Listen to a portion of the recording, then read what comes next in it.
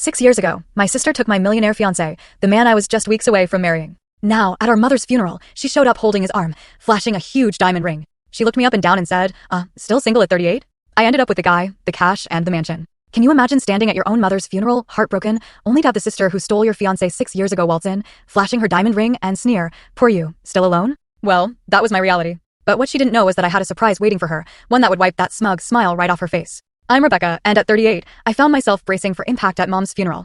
6 years had passed since Stephanie, my younger sister, had taken Nathan, the millionaire fiancé I was supposed to marry, the man I planned my whole life with. I hadn't seen either of them since that day. So when they walked in, Stephanie with that smug grin and that diamond practically blinding me, a strange calm washed over me. She had no idea what was coming. My mother, Eleanor, was truly the heart of our family. We grew up in a humble home outside Boston, and she taught me everything about strength and dignity. Our bond was something special, only deepening as I got older. Even after I moved into my own apartment in downtown Boston and built my career as a marketing executive, I called her almost every single day. She was my confidant, my advisor, my biggest cheerleader. So, when she was diagnosed with stage 4 pancreatic cancer 8 months ago, my world just crumbled. Despite the aggressive treatments, we both knew our time was limited. Mom faced it all with incredible grace, always more worried about us than herself. Her final weeks were peaceful, surrounded by loved ones in the very home where she'd raised us. She slipped away holding my hand, making me promise to find peace in my life. 6 years earlier, when I was 32, my life looked perfect on paper.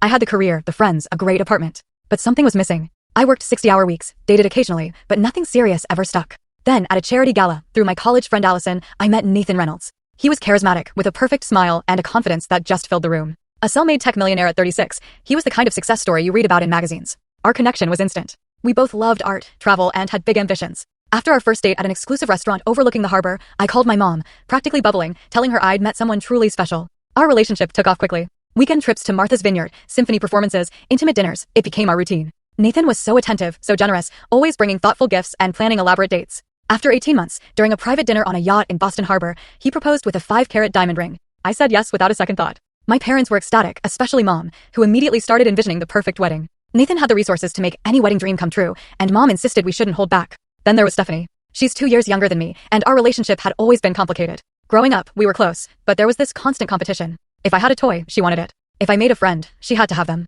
If I achieved something, she had to match or exceed it. Mom always tried to keep the peace, making sure we both felt special. Despite our history, I chose Stephanie as my maid of honor. Mom said it would bring us closer, and I really wanted to believe that as adults, we'd moved past childish jealousy. When I introduced Stephanie to Nathan at a family dinner, she complimented him excessively. I noticed her touching his arm, laughing a little too hard at his jokes, but I just dismissed it. That was just Stephanie being her charming self, right? We held our engagement party at my parents' colonial-style home. Stephanie helped Mom with decorations, stringing fairy lights, and arranging flowers. Full story on channel, link below. Watch what happened next.